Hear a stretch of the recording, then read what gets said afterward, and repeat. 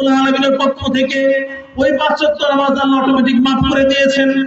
যখন কোন মা এবং বোন সুস্থ হবে সাথে সাথে নামাজ পড়া শুরু করলো, 5 ওয়াক্ত নামাজ ঠিকমতো আদায় করলো। 2 নম্বর হচ্ছে যখন কোন বোন সারাটা বছরের মধ্যে 1 মাস রোজা পালন করবে, ওয়াসামাত শাহরাহা, 12 মাসের 12 মাস রোজা রাখতে হবে না, 12 মাসের প্রত্যেক মাসে রোজার সুন্নত আছে, রাখতে না পারলে সমস্যা নাই।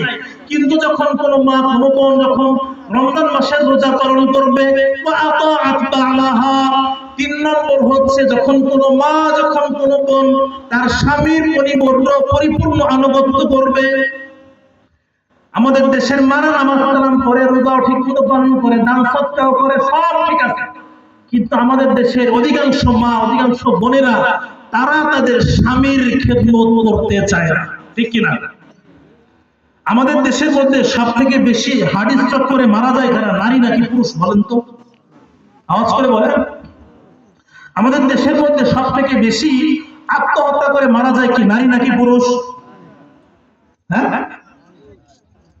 নারী, পুরুষ। সব থেকে বেশি হাদিস চক্করে মারা যায় কারা?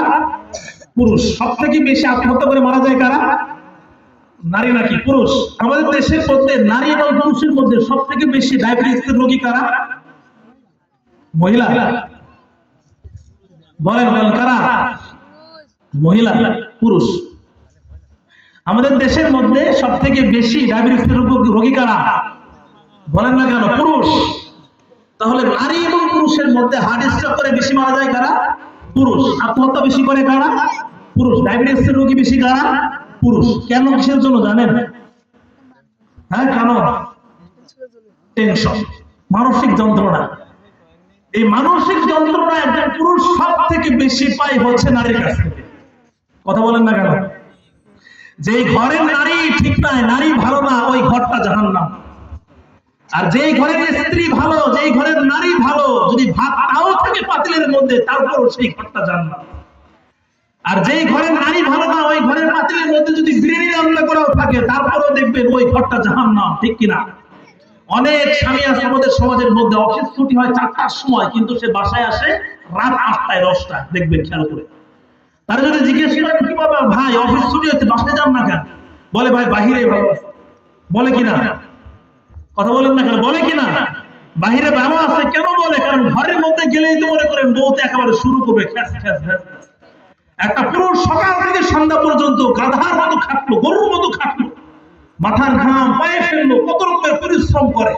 এই পুরুষটা যখন সারাদিন শেষে ঘরের মধ্যে যায় শান্তির আশায়, বউ যদি এক গ্লাস ঠান্ডা পানির পরিবর্তে শরবতের পরিবর্তে উল্টা যদি একেবারে ক্যাচ শুরু করে, ঝগড়া শুরু করে, ওই পুরুষ আর ঘরের মধ্যে যাইতে চায় না, ওই পুরুষ রাস্তায় বন্ধুদের সাথে আড্ডা মেরে বেড়ায়। এই জন্য সাবধান সাবধান, ও আমার মা, ও আমার বোন, কাল করে শুনে রাখেন, আমার রাসূল বলেছেন, ও আমার মা 5 ওয়াক্ত নামাজ পড়বা, রমজান মাসে রোজা রাখবা, স্বামীর আনুগত্য করবা, স্বামীর আনুগত্য করবা, স্বামীর কথা মানবা, স্বামীর কথা মানবা। স্বামী যদি তোমাকে নামাজের আদেশ দেয় অবশ্যই নামাজ পড়তে হবে। স্বামী যদি বলে তোমাকে পর্দা করতে অবশ্যই পর্দা করতে হবে। স্বামী যদি বলে তুমি ঘর থেকে বের হতে পারবা না, তাহলে তোমার জন্য জায়েজ হবে না, তুমি ঘর থেকে বের হওয়া তোমার জন্য জায়েজ হবে না। স্বামী যদি বলে আমার মা এবং বাবার খেদমত করতে হবে, তাহলে সেই স্ত্রীর জন্য সে মা বাবার খেদমত করা ফরজ। স্বামী যদি বলে তুমি অমুকের সাথে কথা বলতে পারবা না, মোবাইল চালাইতে পারবা না, তাহলে স্ত্রীর জন্য মোবাইল চালানো হারাম। স্বামী যদি বলে তুমি সারা রাত এখানের মধ্যে দাঁড়াই থাকবা, আমার সামনে দাঁড়াই থাকবা, এক মুহূর্তের জন্য নড়তে পারবা না, তাহলে স্ত্রীর জন্য ওই জায়গাতে দাঁড়াই থাকা ফরজ করা তার জন্য জায়েজ হবে না, হারাম। স্বামী যদি বলে আমার পা ধরে খেদমত করো, পা আমাকে টিপে দাও, মাথাটা টিপে দাও, আমি সারাদিন ক্লান্ত হয়ে আসছি, স্ত্রীর জন্য ফরজ হচ্ছে মাথা টিপে দেওয়া, পা টিপে দেওয়া। আবার স্বামী যদি বলে আমাকে বিড়ি ধরাই দাও, তাহলে বিড়ি ধরানো। কথা বল না কেন? নাকি বিড়ি ধরানো ফরজ? হ্যাঁ, অনেক জায়গায় দেখবেন যে বউতে বিড়ি ধরা দেয় স্বামীদের, দেখেন না আপনারা? স্বামী মনে করেন গাঁজা খাবে, বউতে মনে করেন গাঁজা নইলে বানাই দিল, বানানো যাবে নাকি? স্বামী যদি কোনো বৈধ জিনিসের আদেশ করে সেই আদেশ পালন করা ফরজ। স্বামী যদি কোনো অবৈধ জিনিসের আদেশ করে সেই আদেশ পালন না করা ফরজ। কি বললাম?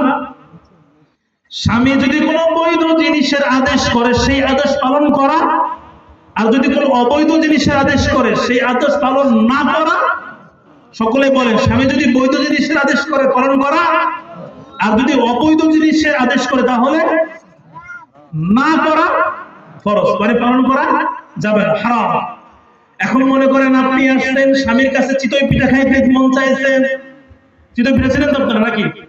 বউয়ের কাছে গরম গরম চিতই পিঠা খাইতে মন চাইছে, রাস্তার পাশে একজন সজের পাতা বানাইছে, সজের পাতা দিয়ে চিতই পিঠা খান আপনারা?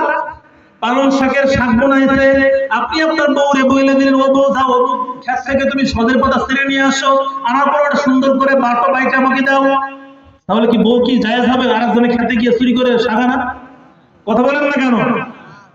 জায়েজ হবে না, জায়েজ হবে না। বৈধ কোনো জিনিস যখন আদেশ করবে, বৈধ জিনিস পালন করা ফরজ, অবৈধ জিনিস